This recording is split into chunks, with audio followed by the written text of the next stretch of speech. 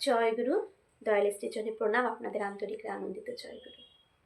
শ্রী শ্রী পিতৃদেব শেখালেন আমাদের, আমরা যখন শ্রীকৃষ্ণকে প্রণাম করব, সে প্রণাম মন্ত্র, যে মন্ত্রটা পাঠ করে আমরা শ্রীকৃষ্ণকে প্রণাম করব। আমাদের ঠাকুর বা আমরা যে সৎসঙ্গী যারা আমরা এই পুরুষোত্তমের দীক্ষা নিয়েছি, আমাদের কাছে কিন্তু সবাই ওই একই, আমাদের মধ্যে কোনো কিন্তু বিভেদ নেই। এটা কিন্তু একমাত্র আমি সৎসঙ্গীদের মধ্যেই দেখি, কোনো বিভেদ বিচ্ছেদ নেই, সবাই ওই একজনই, এটা আমাদের রয়েছে। আমরা পূর্বতনকে পরম শ্রদ্ধা করি, পূর্বতনকে পরম ভক্তি দিয়ে কিন্তু আমরা চলি। আমাদের ঠাকুর কিন্তু এটাই আমাদের সৎসঙ্গীদের শিখিয়েছেন, আচার্য পরম্পরা এটাই আমাদের শেখাচ্ছেন। তাই শ্রীকৃষ্ণকে আমরা যে সব প্রণাম করব, শুধু আমরা হাত জোড় করে প্রণাম করি, কিন্তু শ্রী শ্রী পিতৃদেব শেখালেন এই মন্ত্রটি, যে যখনই আমরা শ্রীকৃষ্ণকে প্রণাম করব, এই মন্ত্রটি পাঠ করে যেন আমরা প্রণাম করি। আসুন, সেটাই আজকের বিষয়টা ইষ্ট প্রসঙ্গের গ্রন্থে রয়েছে, সেখান থেকে আমি এটা পাঠ করছি। সাংসারিক কাজকর্মে যে সমস্ত মায়েরা ব্যাপৃত থাকে, কাজের ফুরসতে তারাও সান্ধ্য প্রার্থনায় যোগদানের জন্য প্রার্থনায় যথা নির্দিষ্ট সময়ের পূর্ব থেকে এসে সমবেত হতে থাকে। শ্রী শ্রী পিতৃদেবের সান্নিধ্য লাভের আশে এবং তার শ্রী মুখনিসৃত দুটো কথা শোনার লোভে শ্রী শ্রী পিতৃদেব স্বপ্নাকে একের পর আরেক শ্লোক শেখাচ্ছেন, মানে স্বপ্নাকে একের পর এক শ্লোক শেখাচ্ছেন। হে কৃষ্ণ করুণা সিন্ধু দীনবন্ধু জগৎপতে, গোপেশ গোপিকা কান্ত রাধা কান্ত নমস্তুতে। দূরস্থ হপি সমীপস্থ যো বৈ মনসা বর্ততে, যো বৈ চিত্তেন দূরস্থ সমীপস্থপি দূরত। এই শ্লোকগুলির অর্থ তিনি বুঝিয়ে দিচ্ছেন। যে মনের দিক দিয়ে কাছে থাকে সে দূরের থেকেও কাছে থাকে, যে মনের দিক থেকে কাছে থাকে সে যত দূরেই থাকুক সে কিন্তু কাছে থাকে।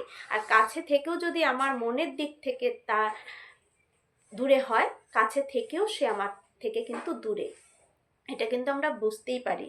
যাকে দেখবেন আমরা ভালোবাসি, সে যত দূরেই থাকুক, আর যদি আমার সন্তান বাইরে থাকে, তাহলে যত দূরেই থাকুক সে আমার মনের কাছে। আর যে আমার মনেই নেই, সে আমার সান্নিধ্যে থাকলেও সে আমার কাছে নেই। এটা এই শ্লোকগুলির অর্থ বোঝালেন। এই যে দূরস্থ হপি সমীপস্থ যো বৈ মনসা বর্ততে, যো বৈ চিত্তেন দূরস্থ সমীপস্থ হপি দূরত, মানে যে মনের দিক থেকে কাছে থাকে সে দূরে থেকেও কাছে থাকে, মনের দিক দিয়ে যে দূরে থাকে সে কাছে থেকেও দূরে। আবার আছে, মন মানে না তীর্থ করি, বৃথা কাজে ঘুরে মরি। বললেন, কি বুঝলে? তো কি বুঝলে? তখন স্বপ্না একই কথা আবৃত্তি করে। শ্রী শ্রী পিতৃদেব বললেন, ওই একই ভাবের কথা। আমরা শ্রীকৃষ্ণকে প্রণাম করার সময় এই মন্ত্রটি উচ্চারণ করে প্রণাম করে থাকি। তাই এই মন্ত্রটি প্রণাম করে সর্বদা শ্রীকৃষ্ণকে প্রণাম করতে হয়। এখন শুনুন মন্ত্রটি কি। মন্ত্রটি হচ্ছে, হে কৃষ্ণ করুণা সিন্ধু দীনবন্ধু জগৎপতে, গোপেশ গোপিকা কান্ত রাধাকান্ত নমস্তুতে। হে কৃষ্ণ করুণা সিন্ধু দীনবন্ধু জগৎপতে, গোপেশ গোপিকা কান্ত রাধাকান্ত নমস্তুতে। এটা লিখে নেবেন, দেখবেন পেয়ে যাবেন নেটেও। আর যদি এখানে লিখে নিতে পারেন, এই দেখুন, এই যে রয়েছে, এই যে শ্লোকটি রয়েছে, এটা আপনারা সুন্দর করে লিখে নিতে পারেন। এই দেখুন, এটা শ্রী শ্রী পিতৃদেব বললেন যে হে কৃষ্ণ করুণা সিন্ধু, এই প্রণাম মন্ত্রটা শ্রীকৃষ্ণের প্রণাম মন্ত্র। আমরা শ্রীকৃষ্ণকে প্রণাম করার সময় ওই মন্ত্রই উচ্চারণ করে থাকি, তাই ওই মন্ত্র পাঠ করে প্রণাম করতে হয়। তাহলে দেখুন, যদি আমরা অনেকে আমাদের বলে থাকে যে যারা সৎসঙ্গী, আমরা যারা ঠাকুরের দীক্ষিত, তারা নাকি আমরা অন্য ঠাকুরকে পুজো করি না, অন্য ঠাকুরকে মানি না, নানান রকম কুৎসা রটায়। তাহলে শ্রী শ্রী পিতৃদেব নিজেই বলে গেলেন শ্রীকৃষ্ণকে এই মন্ত্রে প্রণাম করতে হয়। এই মন্ত্রে আমরা প্রণাম করি, তারাও প্রণাম করে থাকেন, এই মন্ত্রে তারাও প্রণাম করেছিলেন। তাহলে সেটা আমাদের তিনি আবার শিখিয়ে দিলেন। তাহলে আমরাই একমাত্র সৎসঙ্গীরা জানি যে আমরা কতটুকু সবাইকে ভক্তি করি, কাউকে নিন্দা চর্চা আমরা করি না।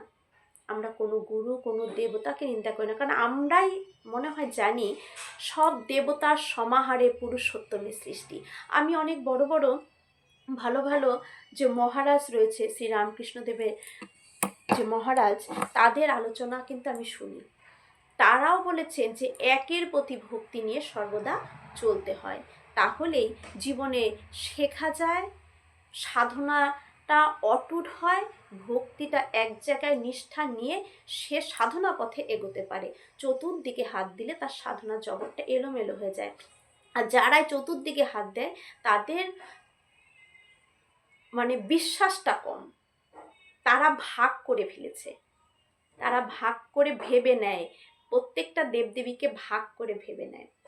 আসলে সব দেবদেবী এক একটি শক্তির রূপ, আর কিছুই নয়। জয় গুরু, সবার মঙ্গল প্রার্থনা করি।